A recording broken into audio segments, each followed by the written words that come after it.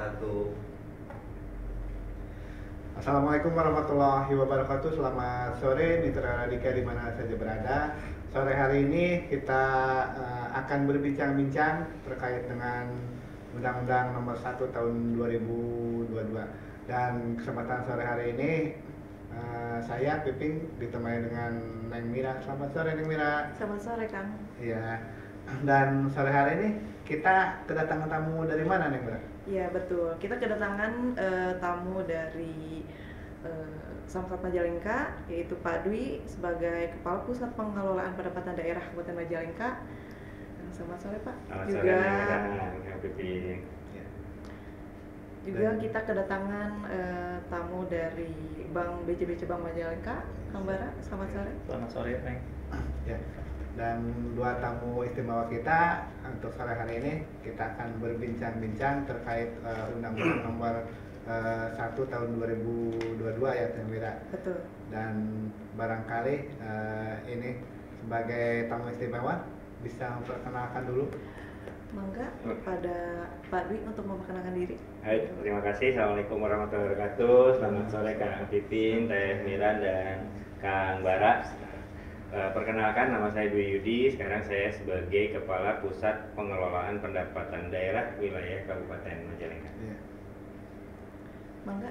Siap, terima kasih Miran sama Kang Pipi. Izin Pak Dwi.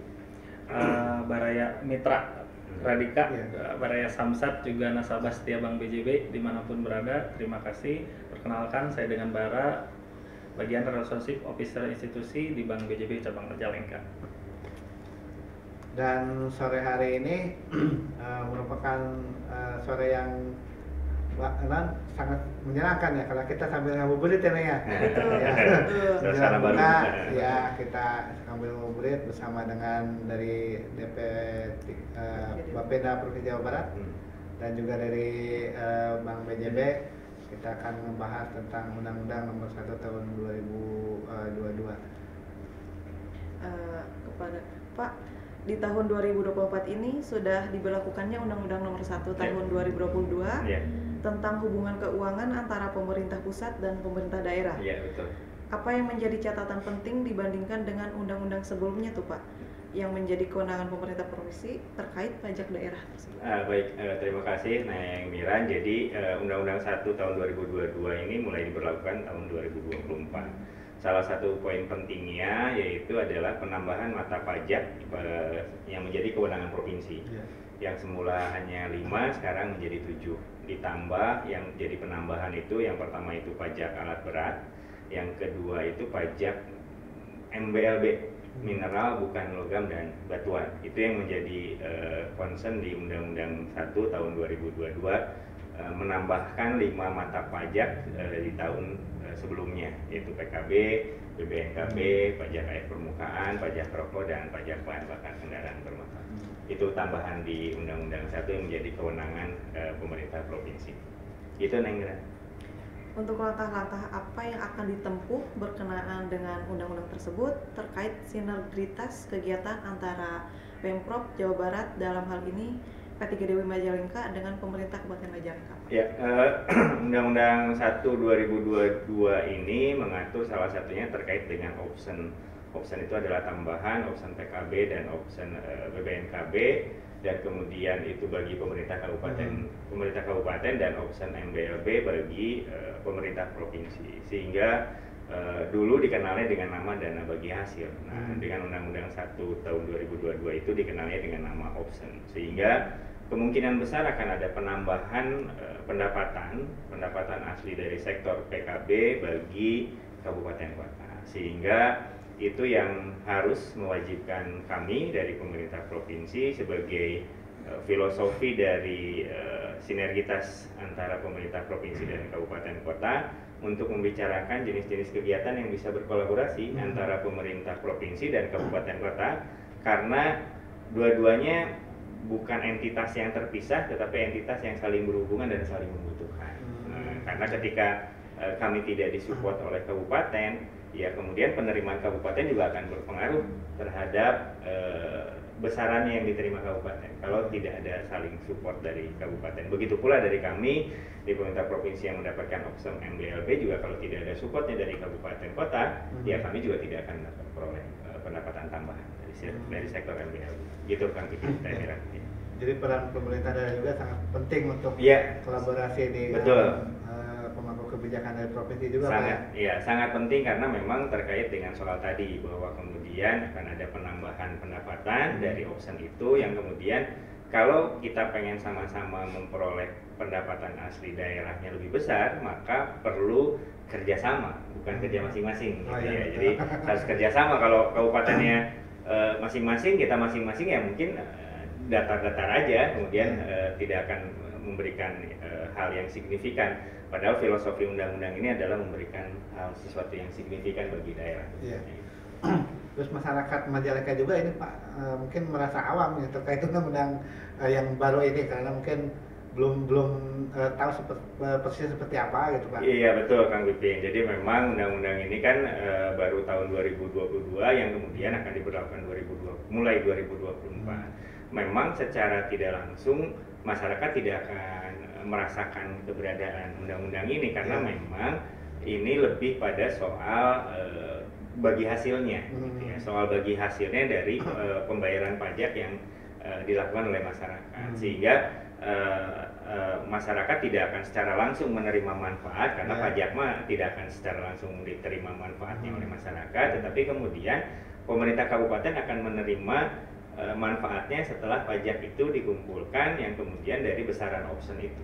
Sebetulnya itu ketika misalnya secara sederhana saja kalau kemarin itu dana bagi hasilnya itu 70-30 ya untuk pajak kendaraan bermotor itu 70% untuk provinsi, 30% untuk kabupaten kota. Nah, tahun 2025 untuk option PKB diberlakukan itu nilainya itu 60% itu provinsi, 39% itu kabupaten kota. Sebetulnya nilainya lebih besar untuk penerimaan kabupaten kota, walaupun memang misalnya kenapa provinsi masih lebih besar ya karena provinsi masih harus tetap berbagi dengan kabupaten lain untuk proporsionalnya begitu ya. Tetapi dari sisi pendapatan asli daerah dari sisi sektor PKB yang tadinya dana bagi hasil hanya 30% untuk PKB sekarang nambah sekitar 9%. Ya itu kan lumayan besar kalau hitungannya pendapatannya besar gitu kan.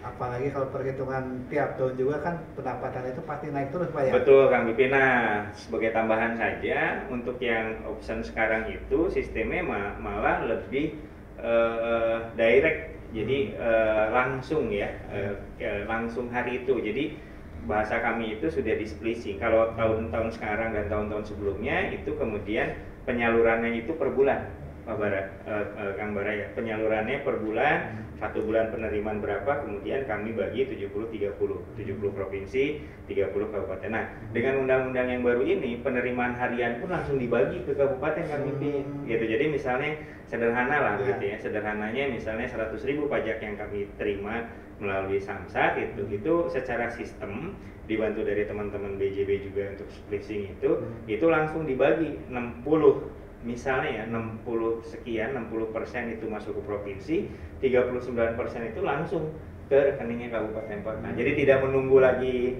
hitung-hitungan di akhir gitu ya. Sekarang itu langsung dibagi di tiap transaksi langsung spacing Kang Bipin. Kalau tahun kemarin berapa Pak pendapatan yang dikelola oleh pihak P3DW Kabupaten Majalengka sendiri? Tahun kemarin sih alhamdulillah kita mencapai 100% ya, itu ada sekitar lebih dari 130 M pendapatan kita ya, tinggal dikalkulasikan lah di 70-30-nya seperti apa. Tetapi alhamdulillah pencapaian kita di angka 131 M untuk realisasinya tahun kemarin. Ya. Dan Mitra Radika itu mungkin pajak kendaraan bermotor ya yang dikelola oleh pihak P3D Kabupaten Majalengka. Dan Mitra Radika jangan lupa bahwa pajak itu kan untuk pembangunan yang ada di wilayah Kabupaten Majalengka juga ya, termasuk perbaikan jalan atau hal yang lain ya. Jadi buat masyarakat Majalengka jangan lupa kita tetap harus patuh terhadap pembayaran pajak walaupun mungkin keadaan kita, tapi tetap pajak itu harus tetap kita bayarkan gitu. demi pembangunan kelangsungan yang ada di Kabupaten Majalengka sendiri. Pak Kepala, ini terkait ada hal yang menarik dari 7 jenis pungutan pajak, yaitu pajak alat berat. Bagaimana pengertian alat berat dan jenis alat berat yang kena pajak tersebut, Pak? Ya, seperti tadi saya sampaikan, dari 5 menjadi 7 jenis mata pajak, salah satunya adalah alat berat. Nah, kalau berdasarkan definisi dari Undang-Undang 1 tahun 2020, alat berat itu adalah alat yang diciptakan untuk membantu pekerjaan manusia. Intinya seperti itu. Jadi pekerjaan-pekerjaan berat yang kemudian tidak bisa dilakukan oleh manusia kemudian dibantu oleh satu alat. Ya, alat berat yang kemudian kita definisikan lagi yang beroperasi menggunakan motor dan atau tanpa roda dan tidak melekat secara permanen. Jadi dia sifatnya tidak stasioner. Misalnya dikenal juga lift itu termasuk alat berat karena dia akan membantu barang naik dari atas ke bawah. Tetapi karena sifatnya permanen, itu tidak dihitung sebagai objek yang dikenakan pajak. Nah, jadi kalau sederhananya mungkin contohnya itu beko, ya betul, terus forklift. Nah, itu yang kemudian kena dikenakan pajak alat berat. Untuk diketahui sebetulnya pengenaan pajak alat berat ini 2017 ya, 2017 itu juga sudah diberlakukan. Namun demikian ada satu dan lain hal kemudian ditunda pemberlakuan ya Kang Pipin. Sebetulnya sampai ke Mahkamah Konstitusi untuk ditunda karena satu dan lain hal yang kemudian masih belum clear lah ya, baik dari sisi kami dari pemerintah maupun dari teman-teman dari perusahaan atau pemilik alat berat. Nah, di 2024 ini berdasarkan Undang-Undang 1 itu kami harus melakukan itu. Melakukan pemukulan terhadap alat berat tersebut dan mudah-mudahan tidak lagi ada hal-hal yang mengganggu dari sisi regulasi sehingga penerapan pajak alat berat bisa diterapkan di tahun 2024 ini. Karena kan di Majalengka itu kan pembangunan udah mulai banyak Pak ya, termasuk pabrik, termasuk itu kan mereka menggunakan alat-alat berat tersebut. Bagaimana pihak dari P3DO sendiri untuk mensosialisasikan kepada para pengusaha atau pihak swasta yang mempunyai alat berat tersebut, Pak? Ya, sejak awal Januari, sejak diberlakukannya undang-undang ini, yang kemudian kami dapat arahan dari pimpinan untuk segera melakukan pendataan dulu, Kang. Pendataan ke perusahaan-perusahaan yang ada di seluruh Majalengka, kita datangin, itu mungkin lebih dari 30 perusahaan, kita coba kunjungi, kita kemudian bagi berdasarkan prioritas, skala prioritas berdasarkan jumlah kepemilikan atau penguasaan dari kendaraan atau alat berat itu, sehingga nanti kita lebih mudah lagi dalam melaksanakan pendataan itu. Nah, memang semuanya juga pada kaget, kan gitu ya. Iya, ada pajak baru nih, tapi kemudian dengan pendekatan yang humanis dan kita ngobrol begitu ya, akhirnya mereka juga memahami. Bahasanya sih sederhana, kalau memang itu sudah regulasinya ya kami harus ikut lah dengan ketentuan itu ya kami siap. Nah, sekarang tahapnya alhamdulillah belum ada komplain dari para pengusaha di Majalengka. Alhamdulillah semuanya menyambut baik begitu dan siap melaksanakan ketentuan dalam peraturan perundang-undangan ini kami pimpin. Jadi ya saya juga mengucapkan terima kasih banyak nih ke perusahaan-perusahaan yang sudah kami datangi, kemudian memberikan data terkait dengan alat beratnya sehingga menjadi objek penagihan pajak kami di tahun 2024 ini. Ya. Jadi gitu Neng, jadi kita sesuai dengan undang-undang yang tadi terkait alat berat tersebut, barangkali ada tetangga atau dari pihak keluarga Neng mungkin harus disosialisasikan ke mereka gitu kalau punya alat berat. Itu Pak Haji kan tadi ada 30 perusahaan.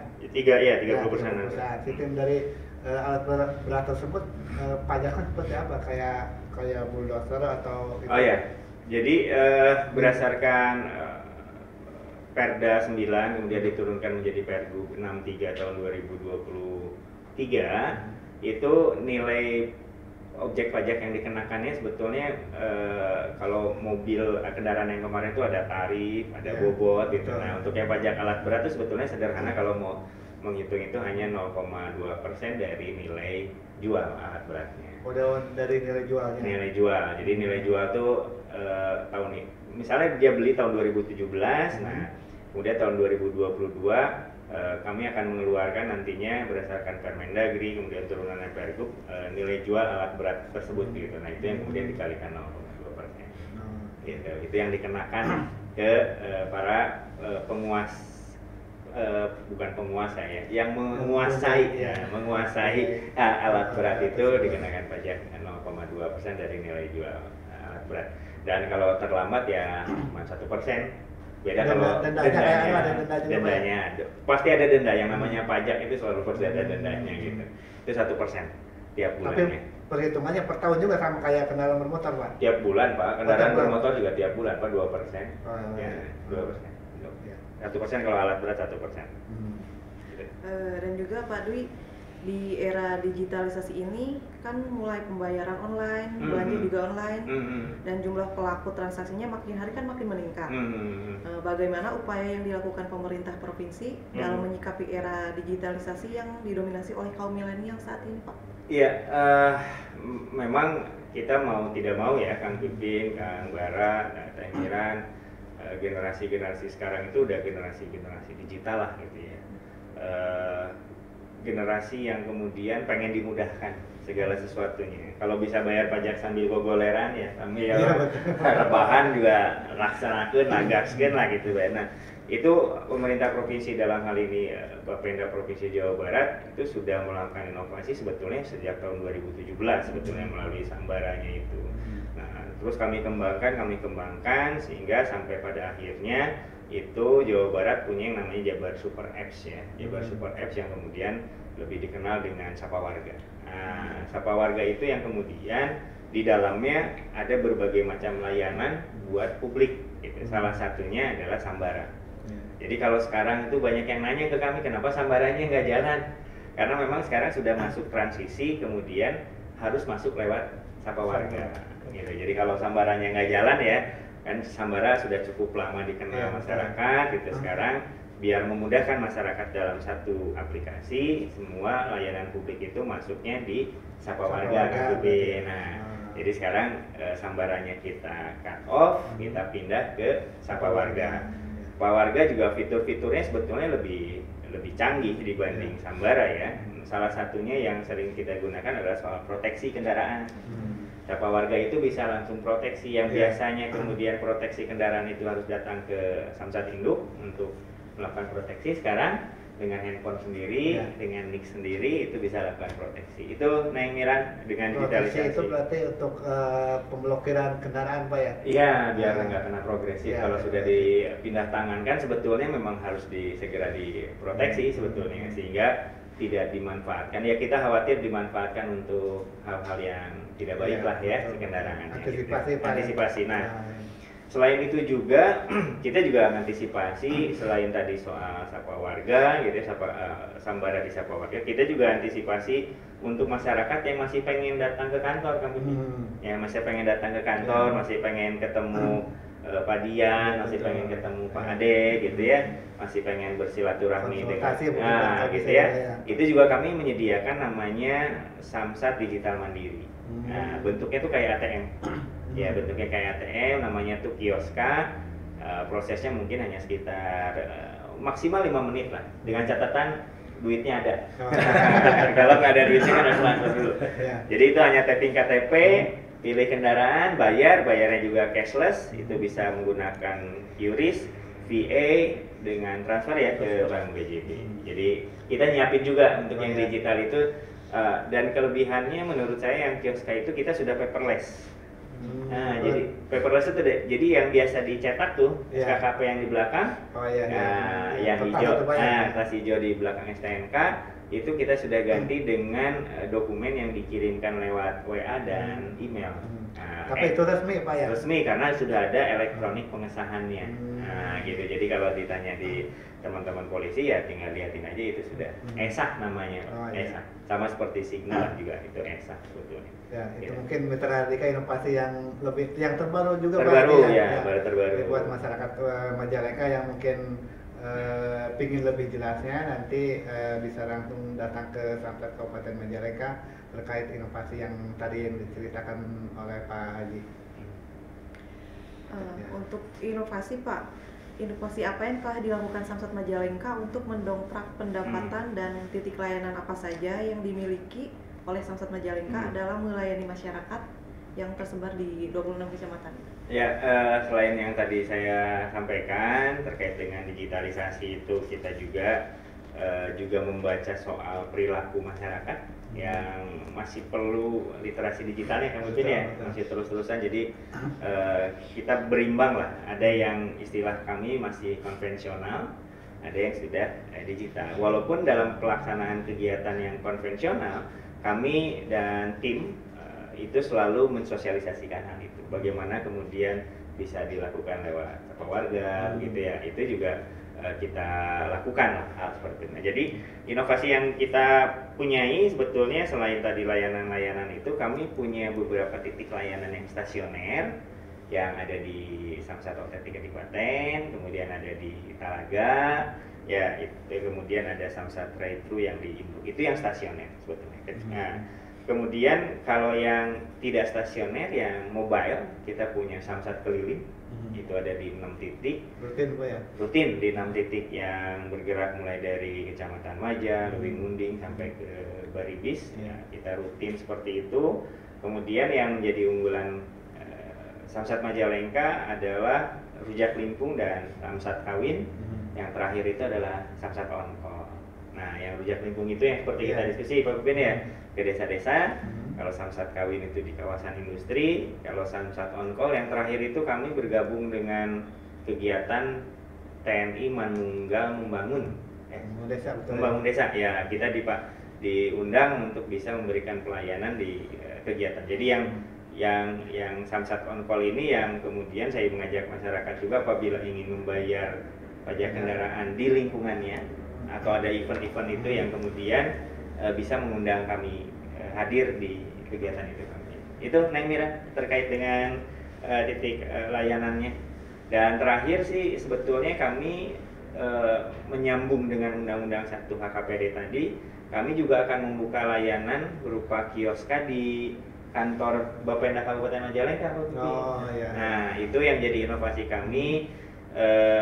Nama kegiatannya itu si Pesut Hebat. Ya, si Pesut Hebat itu di launching nanti oleh Bapenda Kabupaten Majalengka. Jadi kami sudah sepakat bahwa di Kabupaten Majalengka, di Bapenda Kabupaten Majalengka, di kantor Kabupaten Majalengka itu bisa melakukan pembayaran pajak kendaraan bermotor, dan di Samsatun bisa melakukan pembayaran PBB.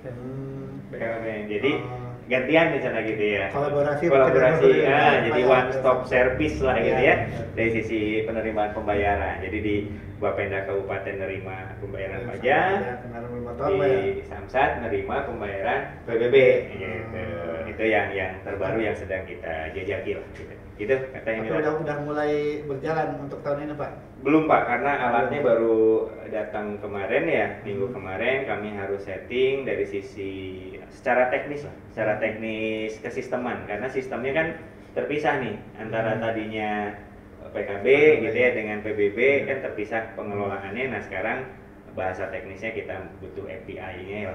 Tapi mudah-mudahan dalam waktu yang tidak terlalu lama, karena yang penting kebijakannya sudah pahit lah gitu ya, tinggal secara teknisnya saja lah gitu. Itu kan mungkin. Ya. Itu Pak dari inovasi-inovasi yang tadi ada Rujak Limpung, terus Samsat, ada juga tadi yang masyarakat boleh meminta kepada Samsat Majalengka untuk datang ke lokasi tersebut. Itu gratis atau mungkin harus persyaratan harus gimana Pak? Wah, sangat gratis Pak kalau itu. Cuman kami berharap salah satunya adalah masyarakat pengundang kami itu minimal sudah punya data minimal 20 yang sudah siap bayar. Oh berarti 20 wajib pajak. Nah yang siap bayar gitu. Tapi memang kadang-kadang kami juga melakukan survei, misalnya kalau sudah ada telepon misalnya ya, tim kami telepon Pak pengen buka layanan di desa ini begitu. Biasanya teman-teman lakukan survei dulu, kira-kira lagi panen atau belum, ada kegiatan apa gitu ya. Jangan sampai kemudian pernah kejadian begitu ya, kejadian kami walaupun itu bagian dari pekerjaan gitu ya, minta datang gitu, ya minta datang di daerah Bantar Ujik Malaus ya saya lupa begitu pada waktu itu, semangat, tiba-tiba datang ke sana cuma 2 WP. Tapi kemudian ya itu kan jadi catatan bagi kami nih. Oh ya, harus lebih dalam lagi interviewnya, betul tidak dan lain sebagainya. Tapi bukan berarti kemudian kami tidak akan melayani. Kami semua permintaan kami layani, dan alhamdulillah belum pernah ada yang kami tolak, Kang Pipin ya. Belum pernah ada yang kami tolak untuk kami datang ke desa yang rujak lingkung atau Samsat on call, itu kami pasti hadir itu. Karena sesuai dengan misi kami, yaitu mendekatkan mendekatkan layanan kepada masyarakat. Ya. Jadi buat Neng ya, ngasih informasi dulu buat masyarakat Majalengka, barangkali mungkin di lingkungan atau mungkin ada komunitas yang punya kegiatan, barangkali untuk sebagai kolaborasi dengan pihak Samsat Majalengka untuk membuka layanan pajak bisa juga ya Neng ya. Jadi buat masyarakat Majalengka silakan datang aja ke Samsat Majalengka. Nanti Anda bisa menghubungi dengan ada Pak Ade ya, ada di sana lah yang bisa untuk menjelaskannya. Untuk lebih lanjut selanjutnya, Kang Bara, ini nih saya sering dengar tentang agen laku pandai dari Bank BJB. Apakah istilah laku pandai merupakan singkatan dari sesuatu atau merujuk pada program atau layanan tertentu yang ditawarkan oleh bank tersebut? Baik, Teh Mira, terima kasih. Kang Piping, Perwi.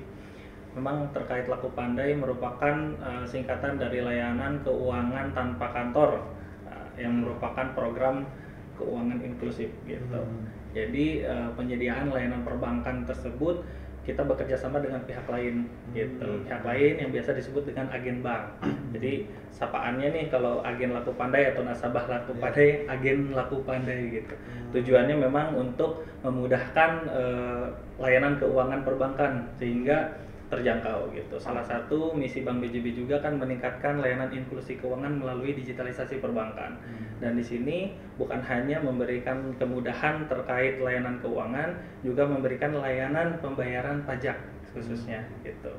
Tapi berarti itu pelakunya atau itunya pihak ketiga atau masyarakat umum juga bisa Pak? Ya, pihak ketiga ya, masyarakat umum gitu Pak. Jadi semua sebenarnya bisa menjadi agen laku pandai dengan adanya persyaratan, salah satunya mungkin SKU gitu. Berarti tidak rumit ya? Ya. Kalau si agen tersebut untuk mendaftarkan jadi agen laku pandai ke pihak BJB. Betul. Persyaratnya apa tadi Pak? Yang paling pertama wajib menjadi nasabah kita dulu Pak. Oh iya. Ya betul. Jadi nasabah. Selebihnya itu bisa menyesuaikan. Yang penting itu ada SKU dan lain sebagainya. Gitu. Terus di tabungan tersebut minimal harus ada saldo mungkin Pak. Betul. Kira-kira saldonya berapa yang ada batasan maksimal atau minimal? Tidak ada sih, menyesuaikan kebutuhan transaksi. Karena memang terkait agen laku pandai ini kita memberikan sarana prasarana aplikasi yang berupa mesin edisi Pak gitu. Untuk kemudahan transaksi. Bukan hanya untuk pembayaran saja, tapi kelebihan laku pandai Bank BJB bisa memberikan fasilitas pembukaan rekening Pak. Gitu. Ya. Sehingga masyarakat yang memang kurang terjangkau terhadap layanan perbankan akan memberikan kemudahan gitu terkait kebutuhan tersebut gitu. Lebih mempermudah ya. Betul. Jadi buat Mitra Radika yang kebetulan ingin menjadi agen tersebut, silakan datang ke kantor Bank BJB terdekat ya. Lebih mudah, dan itu mungkin salah satu menambah income ya buat masyarakat juga gitu ya. Betul Pak. Ya, betul. Selain untuk membantu pemerintah dalam menarik kuota pajak tersebut kita. Ya. Untuk selanjutnya, apakah ada layanan perbankan lainnya yang ditawarkan kepada lembaga atau perusahaan yang membantu dalam proses pembayaran pajak? Tentu ada yang namanya internet banking ya. Internet banking bukan hanya disediakan untuk nasabah pribadi atau perorangan saja, kita juga memiliki layanan internet banking corporate yang mana itu bisa diaplikasikan kepada nasabah kami, nasabah lembaga atau perusahaan atau calon nasabah kami untuk menggunakan transaksi melalui internet banking, sehingga melaksanakan transaksi atau melakukan transaksinya bisa mandiri, transparan dan nyaman. Hal tersebut juga sudah diaplikasikan kepada pemerintah daerah Kang Piping di Kabupaten Majalengka, sehingga adanya sinergi dengan pemerintah daerah sangat luar biasa untuk memberikan dampak yang sangat besar gitu kepada pemerintah.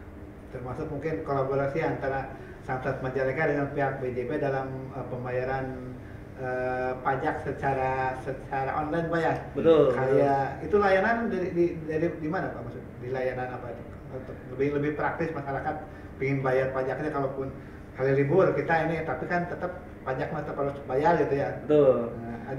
Ada layanan di program apa itu? Ya, itu kan salah satunya. Yang pertama terkait agen laku pandai, terkait internet banking, inland dengan inovasi dari pemerintah provinsi dan pemerintah daerah terkait adanya Sambara, munculnya tagihan atau kode bayar ya. Nah, itu bisa dipaymentkan melalui layanan BJB, khususnya tadi internet banking corporate.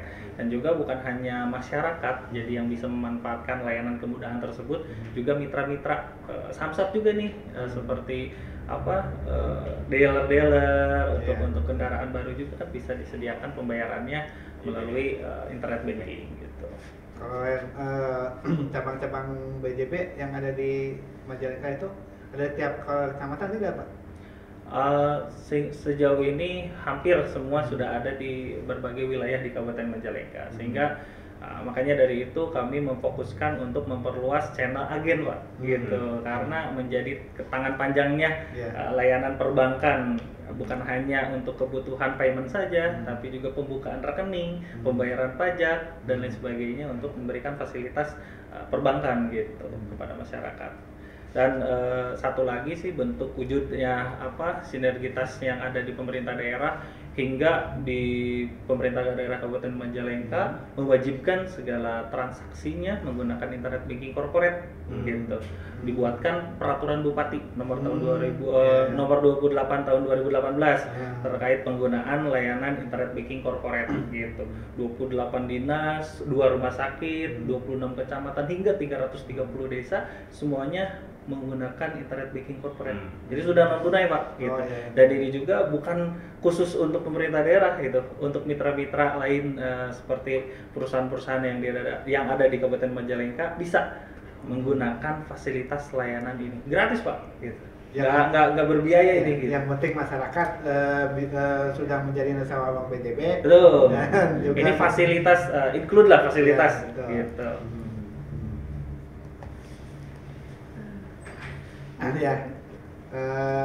Itu mungkin Mitra Radika perbincangan kita sore hari ini semakin seru ya. Betul. Perbincangan sore hari ini dengan dua narasumber yang telah hadir di hadapan kita, dan mudah-mudahan ini kan menjadikan satu informasi ataupun pengetahuan buat masyarakat Kabupaten Majalengka tentang keberadaan Undang-Undang Nomor 1 Tahun 2022, terus tentang pajak daerah dan juga pajak kendaraan bermotor, dan juga ini dari pihak Bank BJB yang memfasilitasi terkait pembayaran pajak yang lebih simpel dan lebih kolaborasi dengan pihak pemerintah yang ada di Kabupaten Majalengka khususnya itu.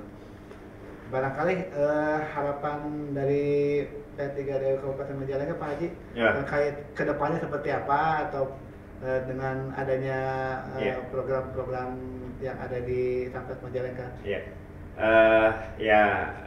Harapan saya atau harapan kami sebagai pemerintah Provinsi Jawa Barat, dengan semakin banyaknya inovasi dan semakin banyaknya titik-titik layanan khususnya di wilayah Kabupaten Majalengka yang coba kami lakukan dalam upaya mendekatkan layanan COVID, kami berharap tingkat ketaatan masyarakat dalam menunaikan kewajiban membayar pajaknya meningkat. Jadi sudah tidak enggan lagi atau sudah tidak ada lagi alasan karena merasa jauh gitu dengan titik layanan. Kan masih banyak tuh yang mau bayar pajak tuh jauh cenah ogah gitu ya, kudu 2 kali ngisi bensinnya gitu ya. Nah, kita sudah difasilitasi Pak ya. Betul. Nah, kita berharap dengan kami mendekatkan itu lebih memudahkan masyarakat sehingga tingkat ketaatan membayar pajaknya di wilayah Kabupaten Majalengka tiap tahunnya semakin meningkat. Dan itu harapan kami, dan kami juga mengajak bahwa kemudian pajak yang masyarakat bayarkan juga akan pasti kembali untuk masyarakat gitu ya. Walaupun memang kadang-kadang masyarakat pengen secara langsung gitu ya Kang Pin, kayak makan cabai gitu ya, kerasa pedasnya.